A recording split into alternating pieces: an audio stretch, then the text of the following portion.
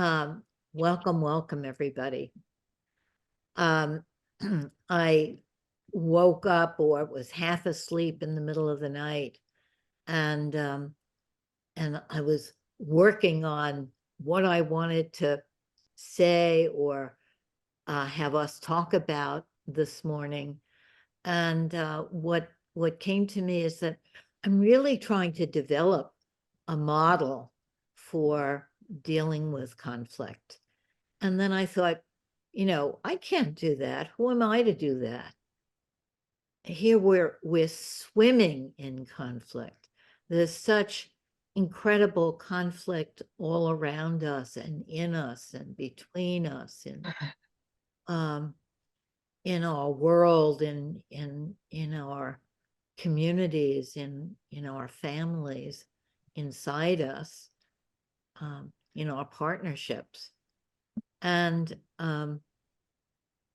here I'm sitting, or in the middle of the night, I was lying in my comfortable bed, and thinking that I was wanting to develop a new model or a model for conflict. And then I thought of Obama's book, The Audacity of Hope. And I thought we need that audacity. We all need to develop models for dealing with conflict. I love meeting new people in the neighborhood, and I met this young man in the coffee house, the coffee club, and was talking with him, and somehow we started talking about the Middle East and how his friends are with that. And he was saying, well, we really don't talk about anything like that. It's too dangerous. We can't talk about it.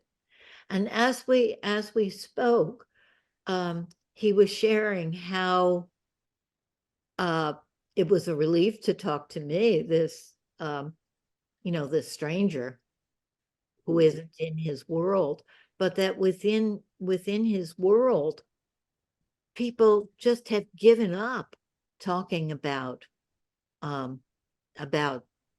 what's important in the world, because it's just too difficult and people can be too offended. And I was thinking, oh no, this isn't the way for us to go. But I've noticed it also in my circles, that people just can't talk about things anymore, because it just ends up with everybody mad at each other and feeling misunderstood. And so I was really looking forward to talking about it with you, and our being able to just think a little further about these issues and these problems.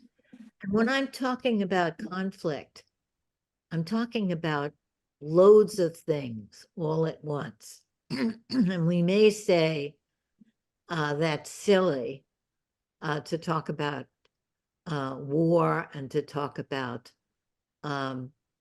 racism, and to talk about an argument I had with my partner, and to talk about two cats not getting along, all in the same thing. But there are relationships, and we are systems within systems within systems. And I believe that that talking about conflict is most useful when we go back and forth between the conflict within us, to the conflicts in the world, to the conflicts in our community, and see how they're connected, and not treat them as all very, very different, which they are, of course, also. So I want to start us out with something that I came across. As many of you know, I'm a psychoanalytic therapist as well as a focusing oriented therapist. And Heinz Kohut is the founder of self-psychology and a kind of relational psychoanalysis that I find very useful. And he and Jean, by the way, were at the University of Chicago together. And they never really talked to each other because they were in these two different worlds, which is sort of another subject, but kind of related. So I came across this this quote of his, and I want to read it to you, but it's hard to take when you're half asleep and the beginning of our discussion. So take a couple of breaths and let's see if we can find a place for this quote within ourselves without it overwhelming us or discouraging us or disheartening us. I think we have to be re-hearted. I think many of us have been disheartened and facing the reality of conflict can feel like it further disheartens us, and we don't want that. So we have to take some breaths and say, oh, we can deal with Kohut this morning. Okay, Dorothy, are you going to read Kohut? I think yeah. Jim Yeah. is okay. Man is in danger. He may be on the verge of destroying himself. He cannot control his cruelty toward his fellow man. He appears to be forced to respond to differences of opinion or conflicts of interests in one mode only, through the mobilization of his readiness to fight and to destroy. The mere otherness of others frightens and disgusts him. And so powerfully impelling is the influence of these feelings on him that he would rather risk total destruction than bear the burden which an attitude of tolerance toward the demands of his fellow men and the temporary renunciation of his own demands and of his own pride would impose on him.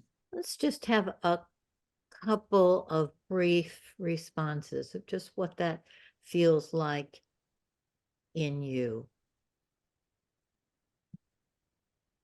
including disagreement, anything that comes, but just a sentence because we have a long way to go this morning. Lynn, this is an essay.